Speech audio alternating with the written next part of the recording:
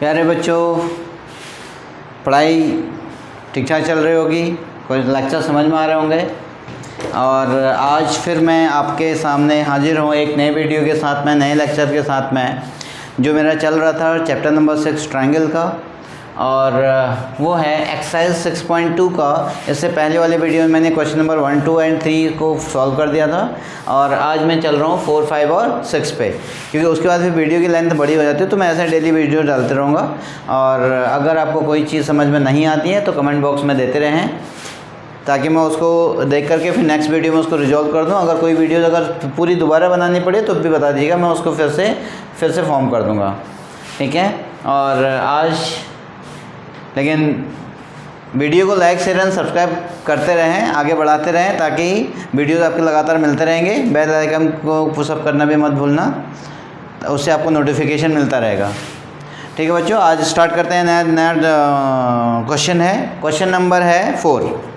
Question number 4 है, आप अपने साथ में जब भी आप इसको वीडियो को देखेंगे तो उस समय आप एनसीईआरटी की बुक लेके बैठें। और क्योंकि क्वेश्चन को लगा पाना इतना पॉसिबल नहीं हो पा रहा है, क्योंकि क्वेश्चन के ऊपर ही वो चीज़ नहीं बन पा रही है, क्योंकि एक ही वीडियो, एक ही उसमें क्वेश्चन, एक ही लेक्चर में आपके पास एक ही बार में 2 पार्ट में क्वेश्चन चला जा रहा है, तो इसलिए क्वेश्चन लगा पाना पॉसिबल नहीं हो पा रहा है। तो आप इसमें देखें, इन फिगर 6.9 क्वेश्चन नंबर 4 था, क्वेश्चन नंबर 4 है, क्वेश्चन नंबर 4। इसमें कह रहे हैं in figure DE is parallel to, DE is parallel to, मैंने जो कंडीशन आपको पहले गिवन थी उसको लिख ले रहा हूँ, is parallel to AC and DF is parallel to AE, DF is parallel to AE, prove that, to prove. अब आपको प्रूव करना है, ये तो आपको गिवन है, ये आपके पास क्या है, गिवन है, और टू प्रूव करना है आपको पास। प्रूव क्या करना है, BF upon of FE, BF upon of FE is equals to BE upon of EC, BE upon of EC। ये था क्वेश्चन, ठीक है। ये क्वेश्चन ऑलरेडी बुक में गिवन है। अब इसमें देखो, मैं पहले इसका डायग्राम बनाता हूँ, फिर आपको क्लियर होगा। इसमें ये कहना चाह रहा है कि आपके पास एक ट्रायंगल है, इस ट्रायंगल का नाम है ABC। ये एक ट्रायंगल है आपके पास, इस ट्रायंगल का नाम है ABC, A, B और C। ये पॉइंट हमने नोट डाउन कर दिया, क्या है, ABC। उसके बाद कह रहे हैं DE is parallel to AC। D और E जो है वो पैरेलल है। यहाँ पे मैंने कहीं D बनाया, ये इसके पैरेलल है आपके पास, ये पकड़ लिया हमने ये। अब आप इसको देखिए, ये और ये पैरेलल है। इस क्वेश्चन में सबसे बड़ी खासियत है कि आप पैरेलल को पकड़ो, ठीक है ना। अगर पैरेलल समझ में आ गया तो या तो BPT लगेगी या तो कन्वर्स ऑफ BPT लगेगी, इसके अलावा कोई दूसरा कॉन्सेप्ट नहीं लगना है। बस आपको मेन प्रॉब्लम है कि आपको पैरेलल को आइडेंटिफाई करना है, ठीक है। अच्छा, मैं इसको डायग्राम के साथ बनाते हुए चलता हूँ पहले, तो इसका सॉल्यूशन हो गया, ठीक। ये है आपके पास D और ये बचेगा यहाँ पे E, एक ये बचेगा आपके पास D और ये हो गया E। और हमेशा ध्यान रखना, BPT के केस में जो है ना, वो आपको वर्टेक्स से साइड की तरफ जाना है, ऐसे नहीं AD अपॉन ऑफ D भी नहीं करना है। इसको कैसे करना है, BD upon of AD, as इसमें DE is parallel to AC। मैंने पूरा डायग्राम नहीं बनाया अभी, जितना बनाया ताकि आपको इजीली से समझ में आता रहे। ADE is parallel to AC. This implies that BD upon of DA is equals to BE upon of EC. BD upon of DA is equals to BE upon of EC. ये कैसे हो गया भाई, by BPT, basic proportionality theorem से ये चीज़ें आपके पास बन गई।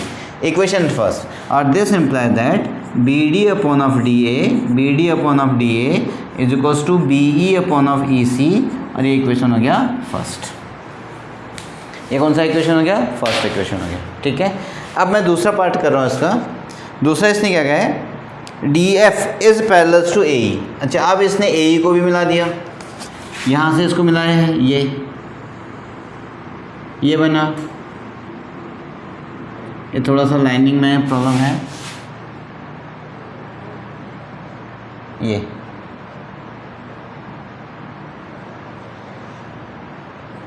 ये होप दैट आपका ए ई है, होप दैट आपको दिख रहा होगा।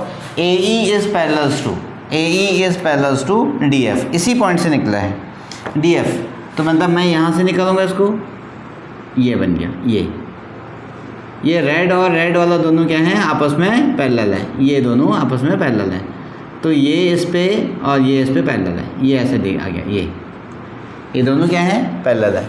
इसका नाम मैंने क्या दे दिया, एफ, इसका नाम क्या दे दिया, एफ, ये। तो अब इसने क्या कहा है कि डी ई, ये बचेगा आपके पास डी ई और डी एफ का एक रिलेशन आ गया, है ना। सेकेंड पॉइंट क्या था, as D F is parallels to A E, D F A के पैरेलल है। अब आप बाकी को भूल जाएं, अब सिर्फ इतना ट्रायंगल है, D F B D upon of D A, तो ये कैसे हो गया, this imply that B D upon of D A equals to B D upon of D A equals to B F upon of F E, B F upon of F E. अच्छा, ये किससे आया, ये भी आपके आया है by B P T. ये साइड में लिखना बहुत ज़रूरी है ताकि आपको कहाँ से आया वो आपको सपोर्ट मिलता रहेगा। तो कैसे हो गया, बाई बी पी टी, ठीक है। इसके बाद फिर यहाँ पे हो गया that is the B D upon D A, B D upon of D A is equals to B F upon of F E, ये इक्वेशन सेकंड मिल गया मुझे। एक इक्वेशन फर्स्ट मिला और एक इक्वेशन सेकंड मिला। इक्वेशन फर्स्ट मुझे कौन सा मिल गया, ये जो मेरे पास काम की चीज़ें हैं वो ये हो गया, और ये आपके पास इक्वेशन सेकंड मिल गया, ये, ठीक है।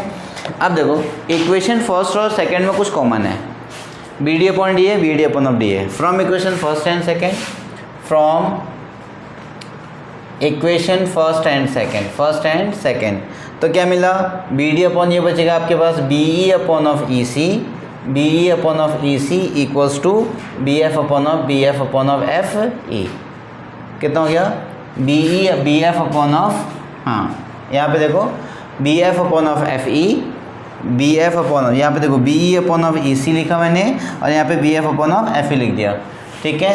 अब आपको देखो इसको प्रूफ क्या करना है, यहाँ पे प्रूफ करना है, ये इस साइड है, तो ये हो गया B F upon of F E, B F upon of F E is equals to B E upon of E C. ये आपका हैंस प्रूव्ड हो गया, ये आपका क्वेश्चन आ चुका है, ये आपका आंसर आ चुका है, ये, ठीक। अगर मैं इसको दूसरे पेन से लिखूं तो हम यहाँ पे इसको हैंस प्रूफ का कॉन्सेप्ट दे सकते हैं। ये कैसे हो गया, B E upon of E C, B E upon of E C नहीं, बी एफ अपॉन ऑफ, ये हो गया B F upon of F E, B F upon of F E is equals to B E upon of E C, ये यहाँ पे आ गया। तो that is known as the hence proved, ये आपका प्रूव्ड हो चुका है, जो हमें चाहिए था वो हमें मिल चुका है, hence proved. Hope that question समझ में आ रहे होंगे, है ना, ओके। उसके बाद जो नेक्स्ट क्वेश्चन है, क्वेश्चन नंबर 5, इसमें भी वही हालत है। क्वेश्चन नंबर 5 में, क्वेश्चन नंबर 5 ये आ गया क्वेश्चन नंबर 5 में। क्वेश्चन नंबर 5 में क्या कहना चाह रहे हैं, इसमें भी मैं पहले लिखते जा रहा हूँ, फिर उसके बाद इसको सॉल्व करते जाएंगे। D E is parallels to O Q, D E is, ये है गिवन, यहाँ पे मैं लिख दूँ गिवन, चलो गिवन है D E is parallels to O Q, D E is parallels to O Q, एक पार्ट तो ये हो गया, and D F is parallels to O R, ये भी गिवन है। और प्रूव करना है E F is parallels to E Q are.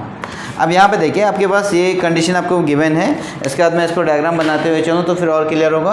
तो यहाँ पे पहली बात तो मैंने ये दो कंडीशन आपको गिवन है, ये दो आपको गिवन है, ये दो आपको गिवन है, और ये आपको प्रूव करना है, टू प्रूव है ये वाला, एक ये और ये आपको गिवन है, एक गिवन और एक प्रूव है। इसमें से देखिए आपको फाइनली बिना डायग्राम के मैं आपको इतना बताने की कोशिश कर रहा हूँ कि इसमें कहीं ना कहीं मुझे कन्वर्ज ऑफ बीपीटी लगानी है। अगर मुझे पैरेलल प्रूव करना है तो मुझे कन्वर्ज ऑफ बीपीटी लगानी ही पड़ेगी, ठीक है। अगर पैरेलल दिया है तो मुझे बीपीटी को यूज़ करना ही पड़ेगा, बीपीटी लगानी पड़ेगी। इस चीज़ को आपको ध्यान में रखना है। तो अब यहाँ पे कितना हो गया, अब मैं डायग्राम बनाने की कोशिश कर रहा हूँ। पहले तो था पी क्यू आर, पहले ये ट्रायंगल था पी क्यू आर। देखो यहाँ पर है पी क्यू और आर। पहले मैंने जो ओरिजिनल ट्रायंगल था और जिसमें कोई लिंक नहीं है, मैंने उसको पी क्यू आर बना दिया, ठीक है। अब क्या कहना चाह रहे हैं, पहले था D E is parallel to O Q, D E is parallel to O Q, ठीक है। यहाँ पे एक ये ट्रायंगल था, ऐसे दिया हुआ इसने, ये यहाँ से यहाँ तक दिया हुआ था और ये ऐसे और ये ऐसे। हमें ट्रायंगल का फॉर्मेशन करना है। पहला पार्ट था D E is parallel to O Q, ठीक है। यहाँ पे ये आपका डी यहाँ है, देखिए ये वाली पोर्शन आपकी बन गई, ये वो बनी, ये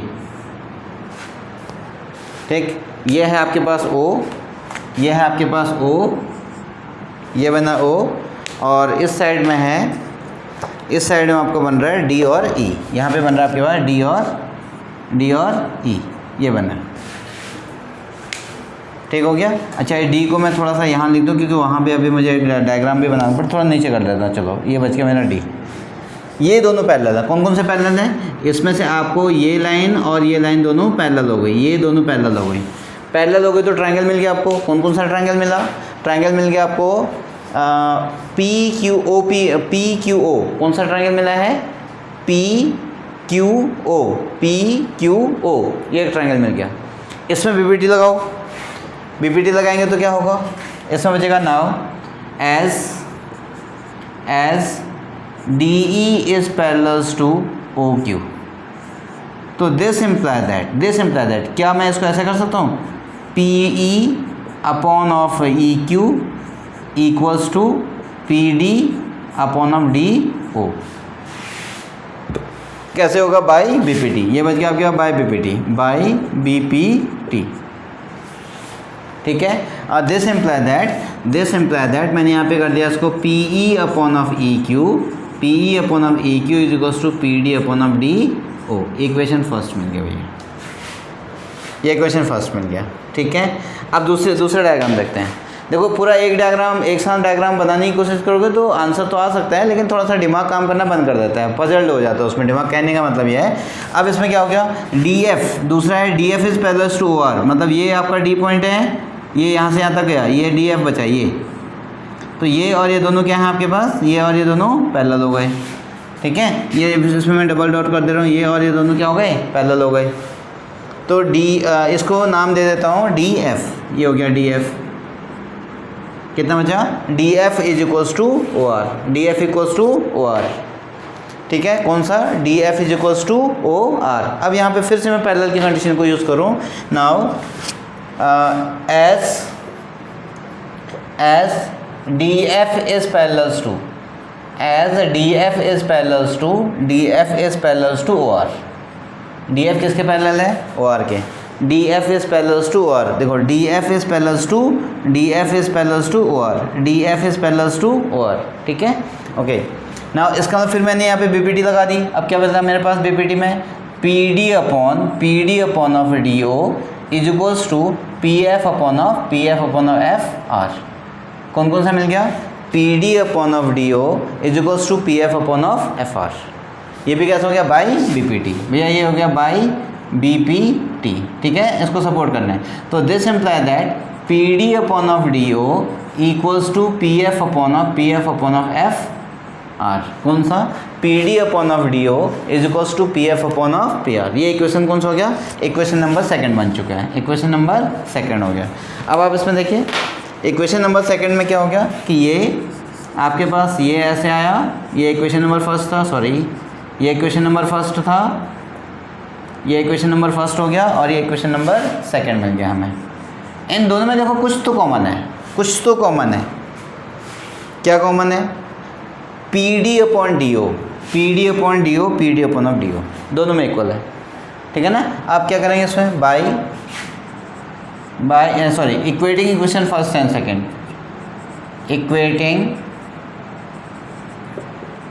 equation first and second, equation first और सेकंड को इंडिकेट करने के बाद हमें क्या मिला। फर्स्ट था आपके पास, देखो P D upon D O की वैल्यू यहाँ पे रख देते हैं हम, P E upon E Q, P E upon of E Q is equals to P F upon F R. क्या मिला, P E upon of E Q, P E upon of E Q is equals to P F upon of R. ये देखो P D upon D O के बदले P upon of E Q रख दिया और कुछ भी नहीं किया है, ठीक है। अब हमें लास्ट में प्रूव क्या करना है, D E F is parallel to Q R, ठीक है। अब यहाँ पे देखिए इससे हमें क्या मिला। अब मैं इस लाइन को ड्रॉ कर रहा हूँ यहाँ पे वापस, इस लाइन को। अब ये ग्रीन वाला देखता हूँ काम करता है तो इसमें देखना, ये मेरे पास यहाँ से काम नहीं कर रहा है,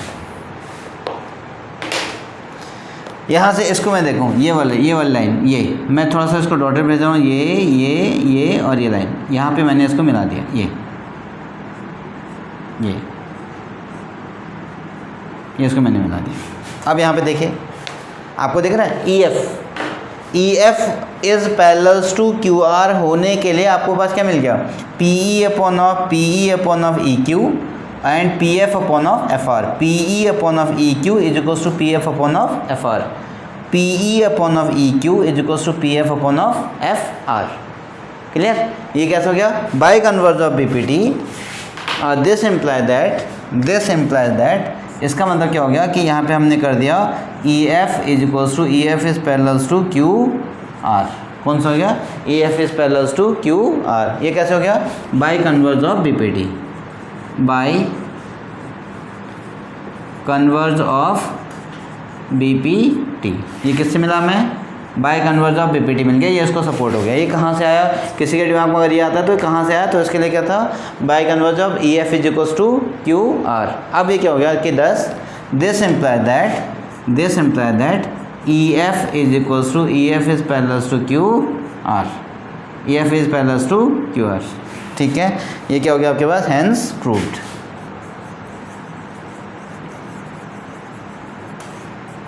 ये कैसा हो गया, हेंस प्रूव्ड, ठीक। ये क्वेश्चन आपके लिए सॉल्व हो चुका है। अब ये क्वेश्चन नंबर 5, ठीक है बच्चों। जो एक बच्चों के मन में एक डर बैठा होता है ना कि ये प्रूव दैट वाले क्वेश्चन बहुत ज़्यादा टफ हैं और ये पता नहीं कैसे होगा, इतना बड़ा डायग्राम है, कैसे कुछ समझ में ही नहीं आ रहा है, तो ऐसा कुछ भी नहीं होता है, ठीक है। इसके लिए आपको क्या करना होता है ना कि आप केवल और केवल उस कंडीशन को समझो और कॉन्सेप्ट को लेके चलो, जो उसके थ्योरम हैं, जो उसके डेफिनेशन हैं, उनको यूज़ करो, आपके हमेशा ट्रू आएगा। उसमें कोई ऐसी बात ही नहीं है कि बस सर कैसे होगा पता नहीं, समझ में ही नहीं आ रहा है, नहीं, बहुत सिंपल है। प्रूफ दैट वाले क्वेश्चन में तो हमें तो आंसर पता होता है, उसको तो और आसान होता है सॉल्व कर पाना, ठीक है ना। तो इसलिए आप अपने हौसले को बनाए रखें, हिम्मत मत हारें। मैथ्स बहुत ज़्यादा टफ है, ऐसी एक हवा बना दी जाती है, ऐसा कुछ भी नहीं है। तो इसलिए आप इसको प्रॉपर्ली से समझते हुए चलें। अगर कोई क्वेरीज होती है, कोई पॉइंट अगर आपको समझ में नहीं आता है, आप मुझे इंडिकेट कर दें, मुझे एक मैसेज कर दें या फिर कमेंट बॉक्स में डाल दें, तो मैं उसको नेक्स्ट दिन उसको आपको इम्प्रूव करा के दे दूँगा, यानी क्लियर करा के दे दूँगा। टिल देन आप इस वीडियो को कॉपी करें।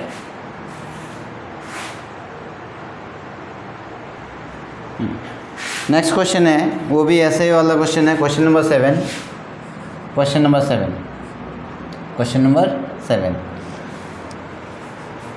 ए B and C are the point, A B C are the points on a triangle. चलो मैंने पहले आपका एक ओरिजिनल ट्रायंगल बना दिया है, ये और ये। आपको डायग्राम दिया भी है ना, तब भी डायग्राम बनाने की प्रैक्टिस करनी चाहिए। कभी ऐसा हो सकता है कि आपको डायग्राम ना दिया रहे, तो इससे थोड़ा सा दिमाग का डेवलपमेंट यानी ब्रेन का डेवलपमेंट भी होता है कि भैया क्वेश्चन क्या कहना चाह रहे हैं, ठीक है। A B and C are the points on O P, O Q and O R, ठीक है। ये आपका जो ओरिजिनल ट्रायंगल था ये ऐसा था, ये हो गया। यहाँ पे था पी क्यू और आर, ये वाला। और इसके बाद